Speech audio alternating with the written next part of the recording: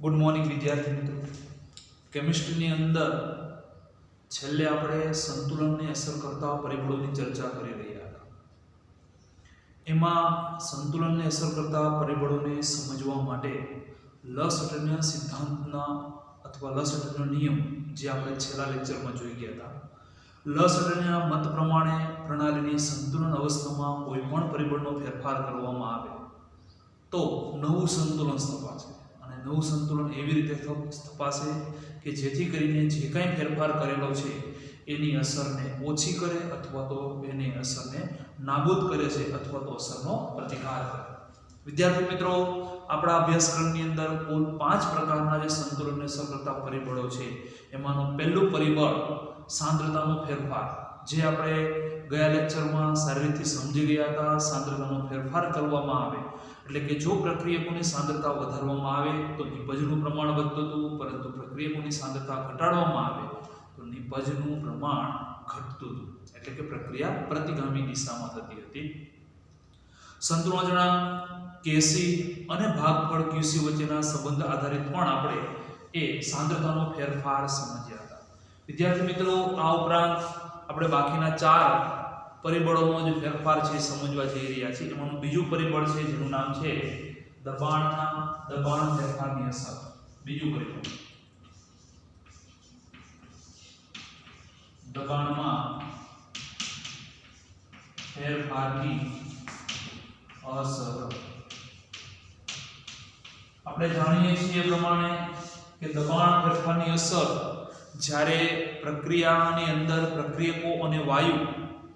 પ્રક્રિયકો અને નિપજ એ વાયુમય અવસ્થામાં હોય ત્યારે જ એની ઉપર દબાણની અસર લાગુ પાડી શકાય છે. પ્રવાહી કે ઘન પદાર્થને દબાણ લાગુ પાડી શકાતું નથી. એટલે દબાણની અસર ક્યારે શક્ય બને પેલા એ લખીએ, જ્યારે પ્રક્રિયામાં પ્રક્રિયકો અથવા નિપજો વાયુમય અવસ્થામાં હશે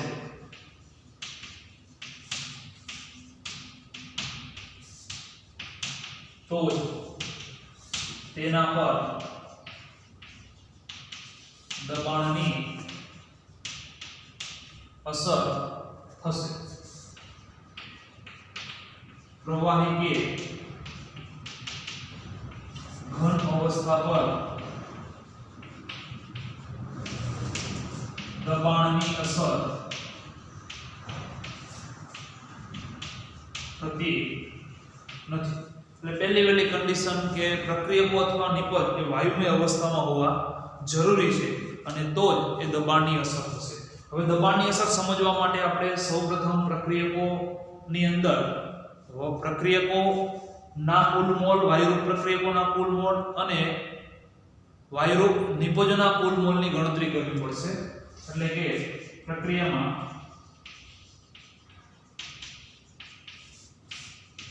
વાયુમય પ્રક્રિયકોના કુલ મોલ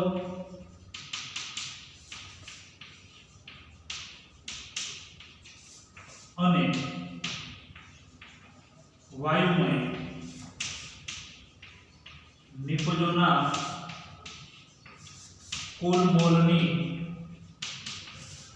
ગણતરી કર્યા બાદ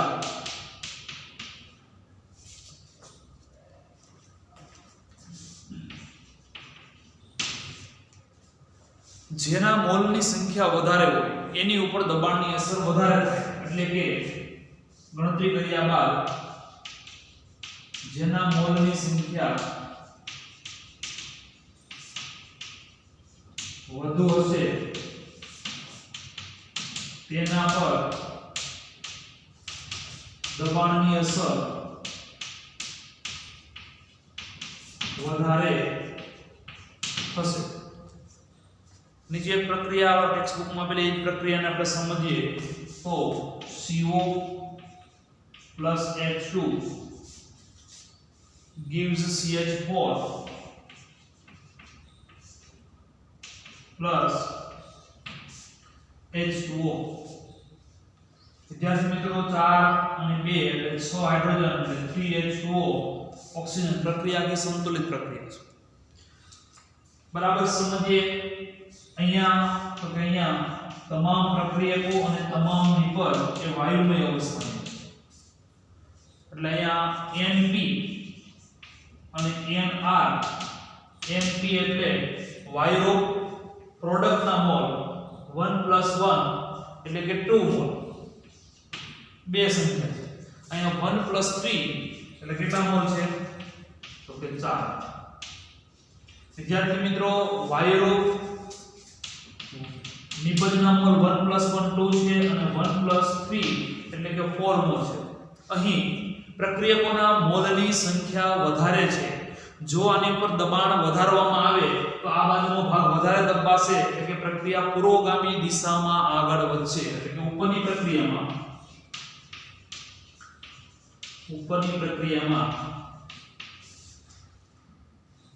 વાયુરૂપ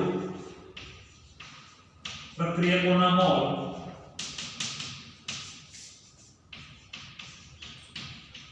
નિપજના મોલ કરતા વધુ હોવાથી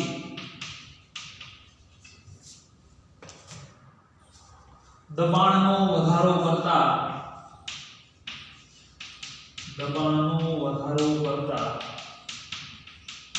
પ્રક્રિયકો વધુ દબાશે અને પ્રક્રિયા પુરોગામી દિશામાં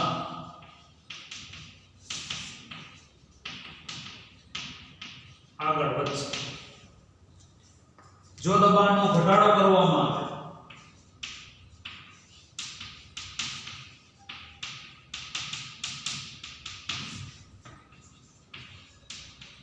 પ્રક્રિયકો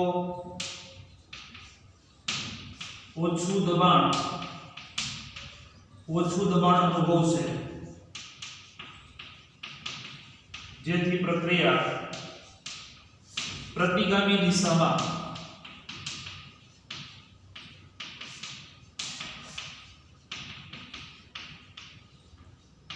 આગળ વધશે એટલે ખાસ કરીને માત્ર એટલું જ યાદ રાખી લે તો પણ ચાલે કે જેની અંદર પ્રક્રિયકો અથવા નિપજ જેના પણ મોલની સંખ્યા વધારે હશે એની ઉપર દબાણની અસર વધારે થાય એટલે કે વધારે દબાણ આપવામાં આવે તો એ દબાશે એટલે કે પ્રક્રિયા પુરોગામી દિશામાં આગળ વધતી હોય જો દબાણ ઘટાડવામાં આવે તો પ્રક્રિયા પ્રતિગામી દિશામાં આગળ વધતી હશે વિદ્યાર્થી મિત્રો ભાગફળ QC ને આધારે પણ આ સમજી શકાય આના માટે સંતુલન જણાવ એટલે કે પ્રક્રિયા માટે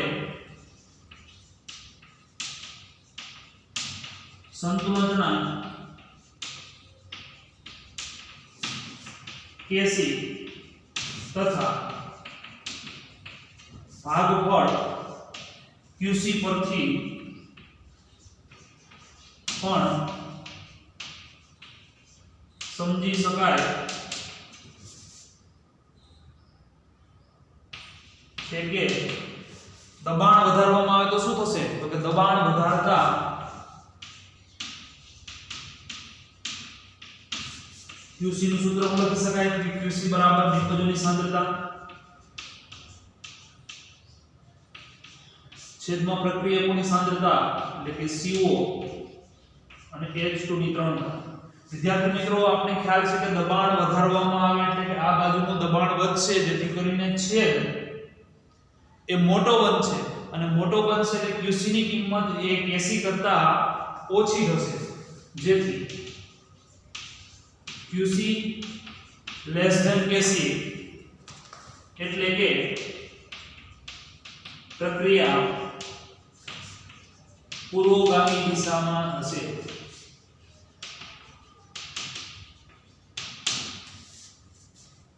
KC અને QC સંતુલન અને બંનેના મૂલ્યો સમાન હોય પરંતુ દબાણ વધારવામાં આવે જેથી કરીને QC નું મૂલ્ય છે એ KC કરતા ઓછું બને છે જેથી કરીને પ્રક્રિયા પુરોગામી દિશામાં આગળ વધશે QC અને KC ના મૂલ્યો ઉપરથી પણ આ સરળતાથી સમજી શકાય છે લખી લે ત્યારબાદ વિદ્યાર્થી મિત્રો ત્રીજું પરિબળ નિષ્ક્રિય વાયુનો ઉમેરો આપણે સૌ જાણીએ છીએ એ પ્રમાણે નિષ્ક્રિય વાયુ એટલે કોઈ પણ સાથે રાસાયણિક પ્રક્રિયા કરે નહીં તેવા વાયુ એવા વાયુને જો સંતુલિત પ્રક્રિયામાં ઉમેરવામાં આવે કે જો કોઈ સાથે પ્રક્રિયા જ નથી કરતા, એટલે કે પ્રક્રિયકોની સાંદ્રતામાં પણ કોઈ ફેરફાર નહીં કરે, નિપજોની સાંદ્રતામાં પણ કોઈ ફેરફાર નહીં કરે, એટલે સંતુલિત પ્રક્રિયા સંતુલિત અવસ્થામાં જ રહેશે, એટલે સંતુલન પર કોઈ પણ પ્રકારની અસર થશે નહીં.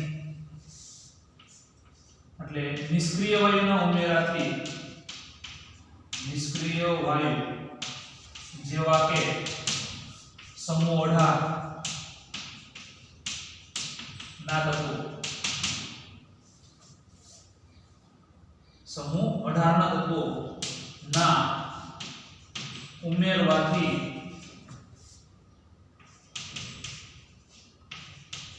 કોઈ સાથે કૌંસમાં પ્રક્રિયકો અથવા નિપજો કોઈ સાથે પ્રક્રિયા કરતા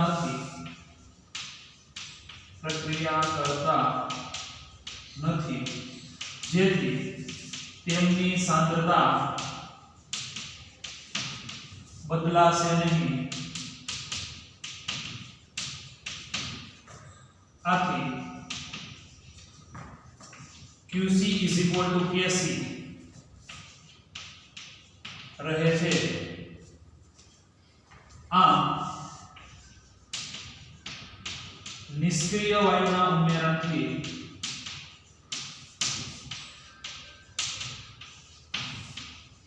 સંતુલન પર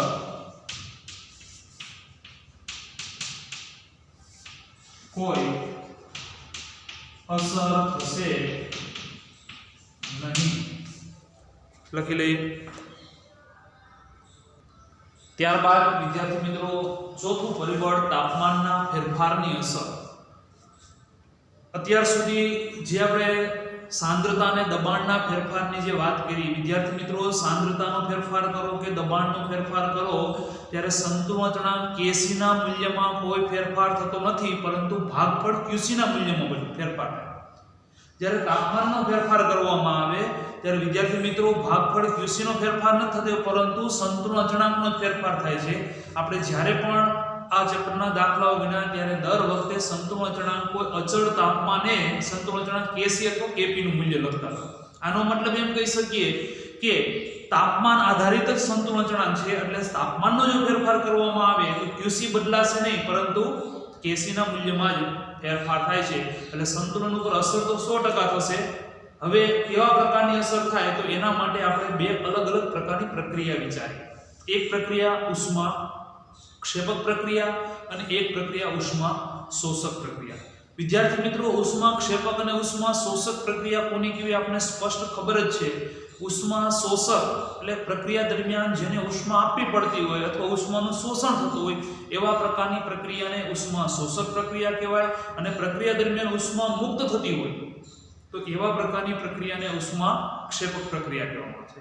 જે પ્રક્રિયા દરમિયાન ઓલરેડી ઉષ્મા મુક્ત થાય છે એને તાપમાનનો વધારો કરવાથી હંમેશા સંતુલન અચળાંકનું મૂલ્ય ઘટે. દાખલા તરીકે ઉનાળાનો સમય હોય અને આપણું શરીર છે ઉષ્મા ક્ષેપક હોય, કારણ કે ઓલરેડી ગરમી થતી જ હોય, અને એમાં તમને બપોરે 12 વાગે તડકે બેસવાનું કહેવામાં આવે તો આપણા શરીર માટે અનુકૂળ રહેતું નથી. એ જ પ્રમાણે સંતુલિત પ્રક્રિયા માટે જે પ્રક્રિયા ઉષ્મા ક્ષેપક પ્રક્રિયા છે એના માટે તાપમાનનો વધારો એ સંતુલન અચળાંકનું મૂલ્ય ઘટાડે છે. પરંતુ જો ઉષ્મા શોષક પ્રક્રિયા હોય, વિદ્યાર્થી મિત્રો ઉષ્મા શોષક પ્રક્રિયા માટેનું ઉદાહરણ સમજીએ તો શિયાળાના સમય દરમિયાન તમને તડકે બેસવાનું કહેવામાં આવશે. આપણું શરીર ઉષ્મા શોષક પ્રણાલી ધરાવે છે, એવા સમયમાં જો એ તાપમાનમાં વધારો થતો હોય તો એ અનુકૂળ રહે છે. આ જ પ્રમાણે સંતુલન પ્રક્રિયામાં પણ ઉષ્મા શોષક પ્રક્રિયા દરમિયાન તાપમાનનો વધારો એ સંતુલન અચળાંકના મૂલ્યમાં વધારો કરે છે. એટલે તાપમાનના ફેરફારથી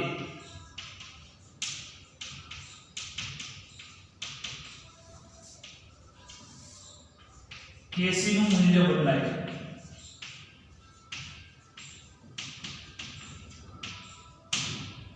બે પ્રકારની પ્રક્રિયા. પહેલા વાત કરીએ ઉષ્મા ક્ષેપક પ્રક્રિયા. વિદ્યાર્થી મિત્રો ઉષ્મા ક્ષેપક પ્રક્રિયા દરમિયાન ડેલ્ટા RH થીટા લખો તો પણ ભલે એની કિંમત કેવી હશે તો કે માઈનસ. તો ઉષ્માક્ષેપક પ્રક્રિયા માટે ડેલ્ટા H ની કિંમત ઋણ હોય છે, તો આવા પ્રકારની પ્રક્રિયા માટે તાપમાનનો વધારો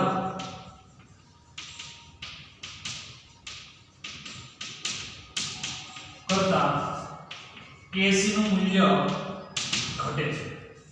બીજા પ્રકારની પ્રક્રિયા ઉષ્મા શોષક પ્રક્રિયા. વિદ્યાર્થી મિત્રો, ઉષ્મા શોષક પ્રક્રિયા એટલે એના માટે ડેલ્ટા H લખી શકાય. તમારે ઉષ્મા આપવી પડે છે એટલે કે પ્લસ કરવી પડે છે, એટલે એના માટે ડેલ્ટા H ની કિંમત પ્લસ મળતી હોય એવા પ્રકારની પ્રક્રિયાઓ હોય અને એમાં તાપમાનનો વધારો કરવામાં આવે તો એ ફાયદારૂપ છે. એટલે તાપમાનનો વધારો કરતા Kc નું મૂલ્ય એ વધે છે.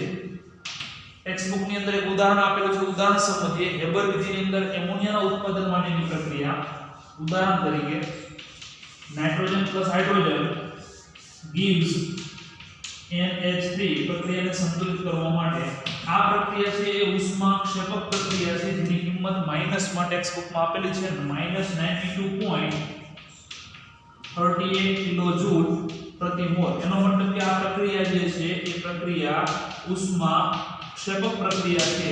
આ પ્રક્રિયા માટે સ્પષ્ટ છે કે તાપમાનનો વધારો એ ઉષ્માક્ષેપક પ્રક્રિયાને કારણે Kc નું મૂલ્ય ઘટશે, એટલે તાપમાનનો વધારો Kc નું મૂલ્ય ઘટે છે, જેથી તાપમાનનો ઘટાડો કરી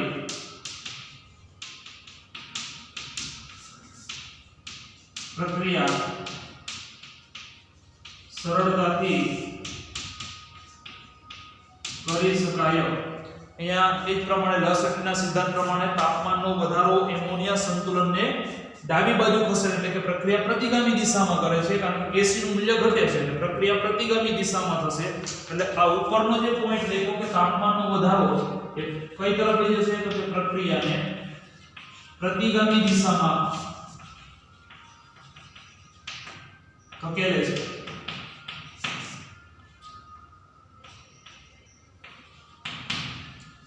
જો તાપમાનનો ઘટાડો કરવામાં આવે તો પ્રક્રિયા કઈ દિશામાં ધકેલાશે, તો કે પ્રક્રિયા પુરોગામી દિશામાં ધકેલાશે, તો પુરોગામી દિશામાં થશે.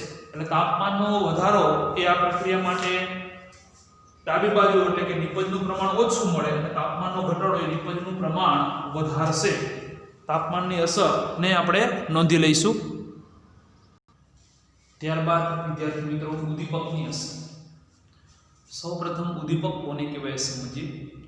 વિદ્યાર્થી મિત્રો, ઉદ્દીપક એટલે કે રાસાયણિક પ્રક્રિયાના વેગમાં વધારો કરે, એટલે કે વેલોસિટી જે આપણે Vf ને Vr લખતા હતા, વેલોસિટી ઓફ ફોરવર્ડ રિએક્શન એટલે કે Vf પુરોગામી પ્રક્રિયાનો દર, અને વેલોસિટી ઓફ રિવર્સિબલ રિએક્શન એટલે કે પ્રતિગામી પ્રક્રિયાનો. વિદ્યાર્થી મિત્રો, ઉદ્દીપકનું કામ છે કે સક્રિયકરણ ઊર્જાનો અંતરાય ઘટાડે, જે આપણે 12મા ધોરણની અંદર સમજવાના છે કે કોઈ આવી પ્રક્રિયા અક્ષ હોય, આ જે છે એ પ્રક્રિયા અક્ષ અને આ જે છે એ પ્રક્રિયકોની સાંદ્રતા ઊર્જા સ્થિતિ ઊર્જા હોય તો પ્રક્રિયા અક્ષનો ગ્રાફ દોરવામાં આવે તો આ પ્રકારે પ્રક્રિયકો એટલે આપણે જેને અંગ્રેજીમાં રિએક્ટન્ટ કહીએ એટલે રિએક્ટન્ટ એમાંથી પ્રક્રિયા દરમિયાન એની ઊર્જામાં ફેરફાર થાય અને અહીંયા જે છે એ છે પ્રોડક્ટ. વિદ્યાર્થી મિત્રો, આ જે ગ્રાફ દોર્યો એ ઉદ્દીપક વગરની પ્રક્રિયા માટેનો ગ્રાફ દોર્યો છે, એટલે કે આ ઉપરના રસ્તા ઉપર થઈને જો ઉદ્દીપકનો ઉપયોગ કરવામાં આવે રસ્તો ટૂંકો કરી દે એટલે ઝડપથી નિપજમાં રૂપાંતર પામે.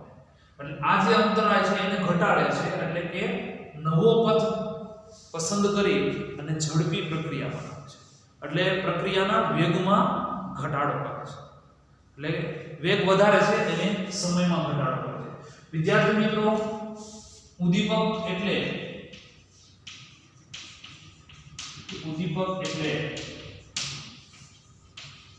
પ્રક્રિયાનો વેગ વધારે છે, જેથી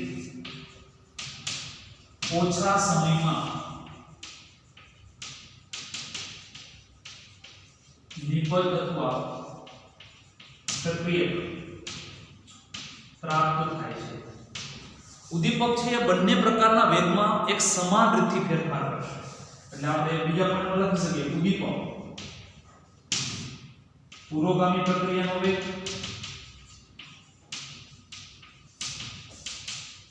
કે જેને આપણે Vf તરીકે ઓળખીએ છીએ અને પ્રતિગામી પ્રક્રિયા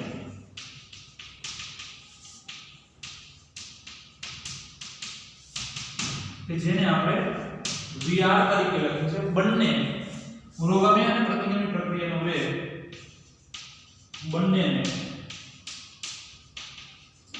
સમાન રીતે વધારે છે. અને બંનેને સમાન રીતે વધારે એટલે તો કે સંતુલનમાં કોઈ અસર પડશે નહીં, જેથી સંતુલનમાં ખલેલ પહોંચશે નહીં તથા Kc નું મૂલ્ય બદલાશે નહીં.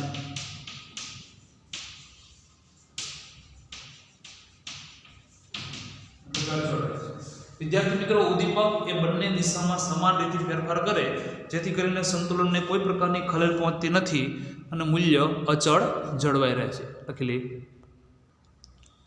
વિદ્યાર્થી મિત્રો. ત્યારબાદ દ્રાવણોમાં આયનીય સંતુલન. વિદ્યાર્થી મિત્રો, જે દ્રાવણોમાં થતી પ્રક્રિયા હશે, આયનીય સ્વરૂપે હશે, એના માટેના જે સંતુલન સ્થપાયેલું હોય એને દ્રાવણોમાં આયનીય સંતુલન તરીકે ઓળખી શકાય. જેમ કે ઉદાહરણ તરીકે Fe+3 aqueous ફોર્મમાં પીળા રંગનું દ્રાવણ હોય છે, એનું HCNS- aqueous ફોર્મમાં થાયોસાયનેટ કે જે રંગવિહીન છે એની સાથેની પ્રક્રિયા કરવામાં આવે એટલે સંપીર્ણ સંયોજન બને છે FeHCNS+2.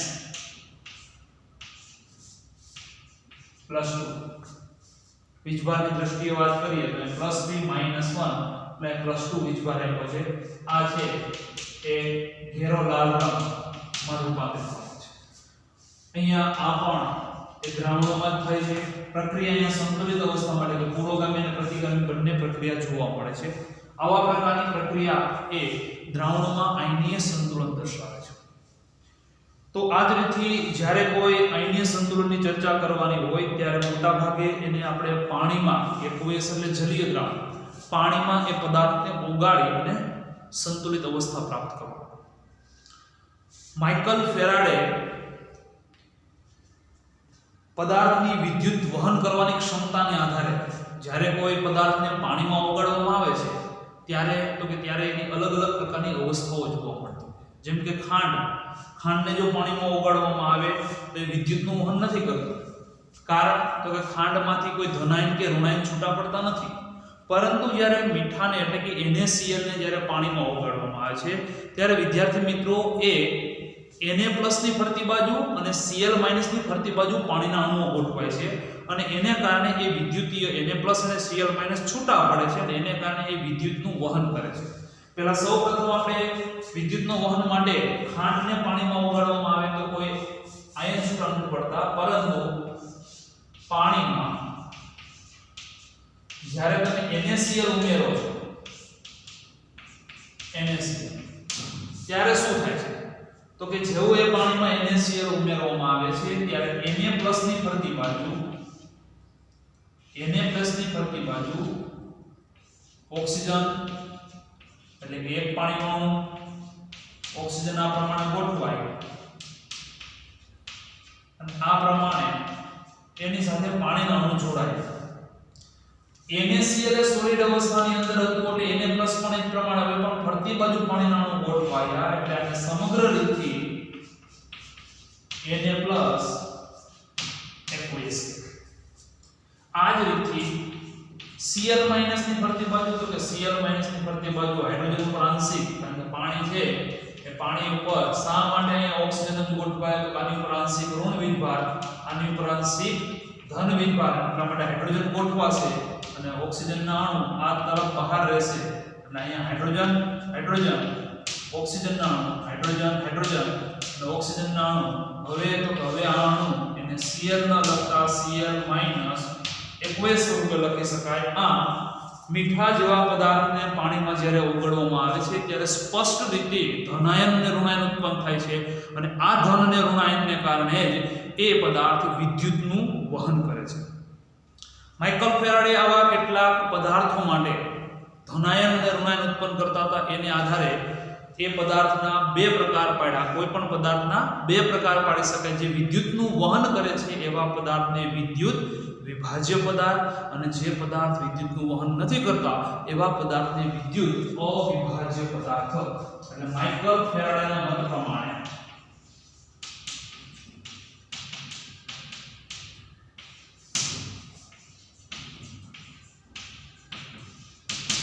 મત પ્રમાણે જે પદાર્થ છે એ પદાર્થનું બે ભાગમાં વર્ગીકરણ કરી શકાય. વિદ્યુત વિભાજ્ય પદાર્થ અને બીજો પદાર્થ એ છે વિદ્યુત અવિભાજ્ય પદાર્થ. શેને આધારે વર્ગીકરણ કર્યું તો કે જે પદાર્થ પાણીમાં ઓગાળ્યા બાદ વિદ્યુતનું વહન કરતા હોય તો એવા પદાર્થને વિદ્યુત વિભાજ્ય પદાર્થ કહેવાય, અને જે પદાર્થ એ વિદ્યુતનું વહન કરતા નથી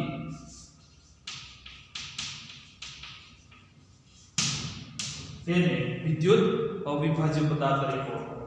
વિદ્યાર્થી મિત્રો, વિદ્યુત વિભાજ્ય પદાર્થના પણ આગળ બે પ્રકાર પાડી શકાય. એક પ્રબળ વિદ્યુત વિભાજ્ય પદાર્થ અને બીજું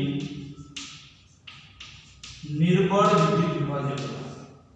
તો પ્રબળ વિદ્યુત વિભાજ્ય પદાર્થ કોને કહેવાય અને નિર્બળ વિદ્યુત વિભાજ્ય પદાર્થ કોને કહેવાય એ સમજીએ.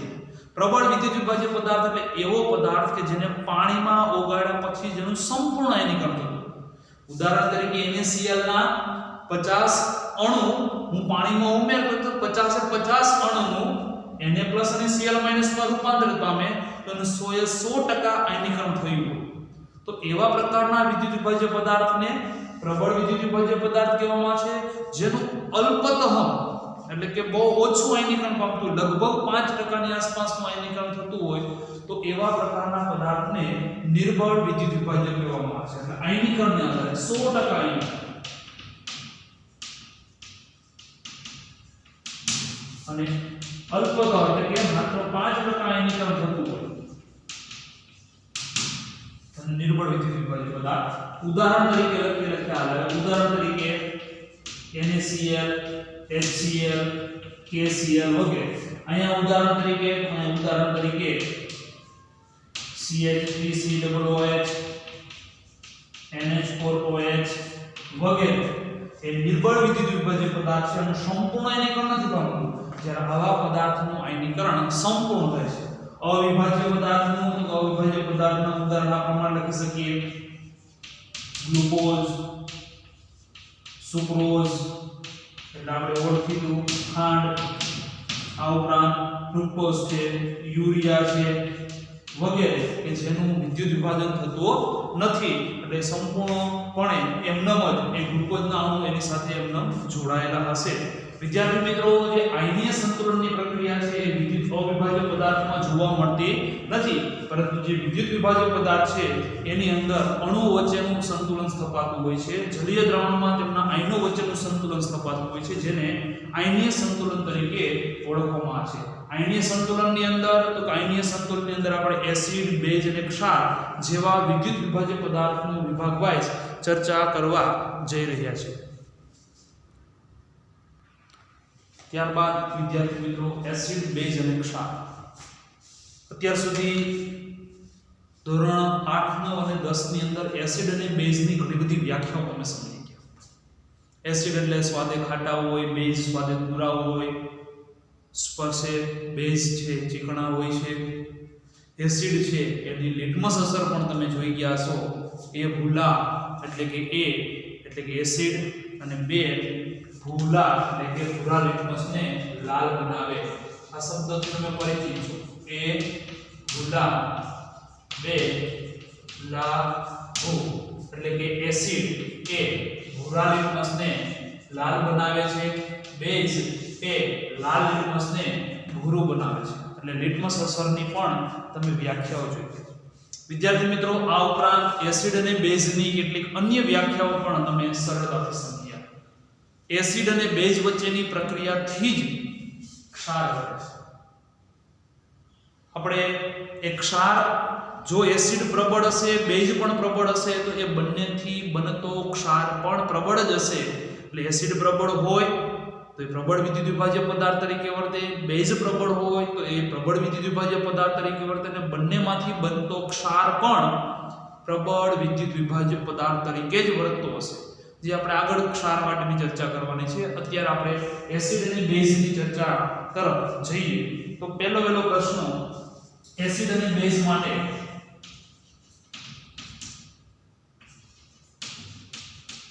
એસિડ અને બેઝ માટે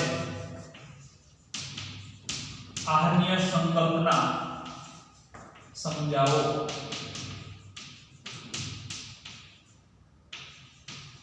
આહાર્યસના મત પ્રમાણે, વૈજ્ઞાનિક આહાર્યસના મત પ્રમાણે કોને એસિડ કહેવાય ને કોને બેઝ કહેવાય એ સમજીએ. વિદ્યાર્થી મિત્રો, આહાર્ય સંકલ્પના છે એ જલીય દ્રાવણને આધારે સંકલ્પના છે. પાણીમાં વિયોજન શેને કારણે પામે છે એને આધારે એસિડ અને બેઝની વ્યાખ્યા આપવામાં આવે છે. એટલે એસિડ આહાર્યસના મત પ્રમાણે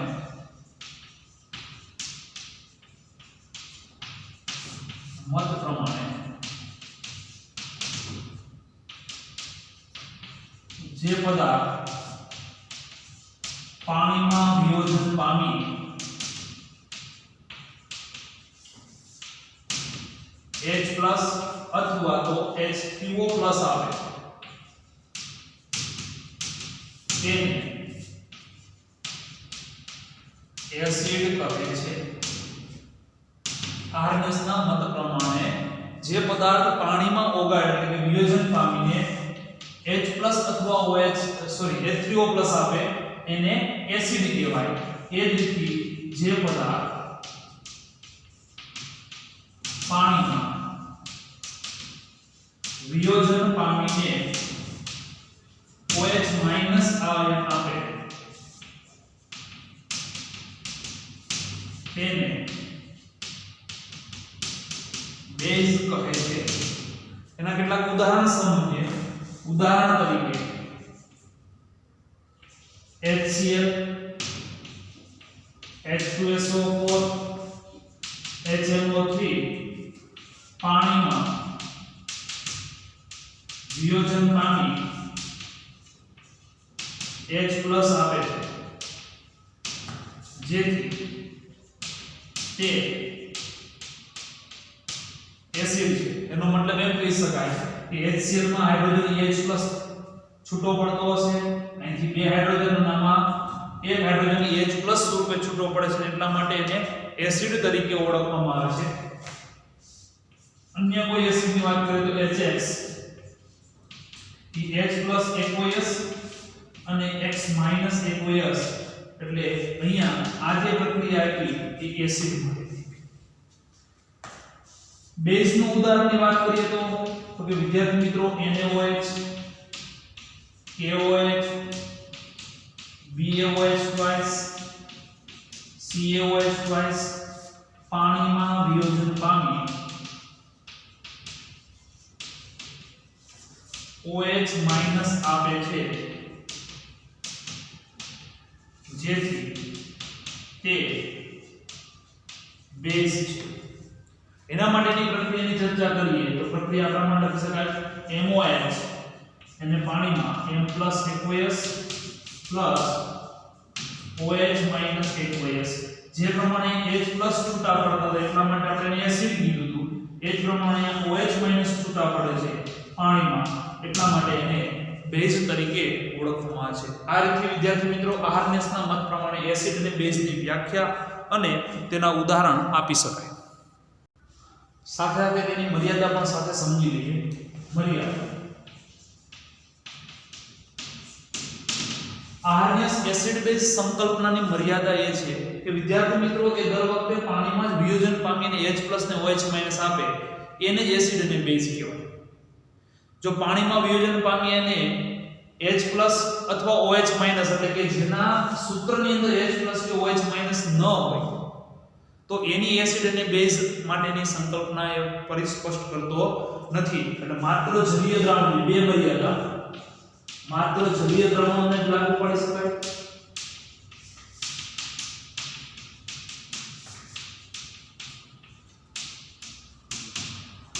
અને બીજી મર્યાદા એમોનિયા છે એ બેઝ છે. વિદ્યાર્થી મિત્રો, એમોનિયા છે એ બેઝ છે એ આર્નેસના મત પ્રમાણે, આર્નેસના સિદ્ધાંત પ્રમાણે સમજાવી શકાતું નથી.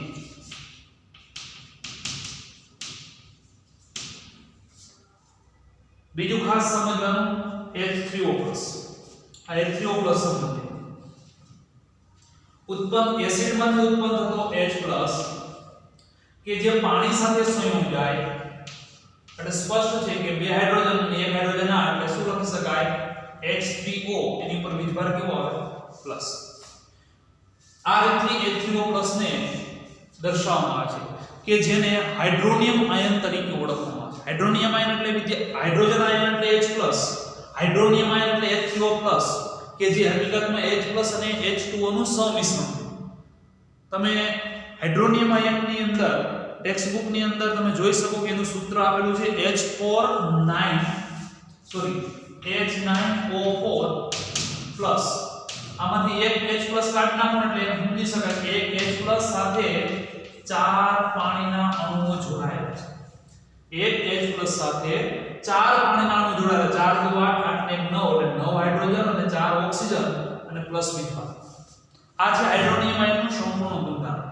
તમે એમાં જોઈ શકો કે અહીંયા જે ઓક્સિજન હતો, પાણીનો અણુ હતો કે પાણીનો અણુ આ સમજવા માટે આપણે લખીએ છીએ પાણીનો અણુ આ રીતથી હોય છે. એની સાથે હાઇડ્રોજન જોડાય એટલે H+ સ્વરૂપે આ રીતે જોડાય એટલે ઓક્સિજન ઉપર પ્લસ વીજભાર આવશે. કારણ તો એની પાસે જે બે અબંધકારક ઇલેક્ટ્રોન યુગ્મ હતા એમાંથી એક અબંધકારક ઇલેક્ટ્રોન યુગ્મ હાઇડ્રોજન સાથે જોડાવામાં વપરાય. હવે એની સાથે ફરી પાછા બીજા 3 પાણીના અણુઓ, એક જ જોડાયેલો છે પણ બીજા 3 પાણીના અણુઓ ટેક્સ્ટ બુકમાં આપ્યા પ્રમાણે જોડાય અને H9O4+ પણ દર્શાવે છે. પરંતુ આપણા અભ્યાસક્રમની અંદર H+ અથવા H3O+ નો જ ઉપયોગ આવે છે. એટલે H+ એટલે હાઇડ્રોજન આયન અને H3O+ એટલે હાઇડ્રોનિયમ આયન તરીકે ઓળખી શકાય. મર્યાદા પણ આપણે એને સાથે લખી લઈએ.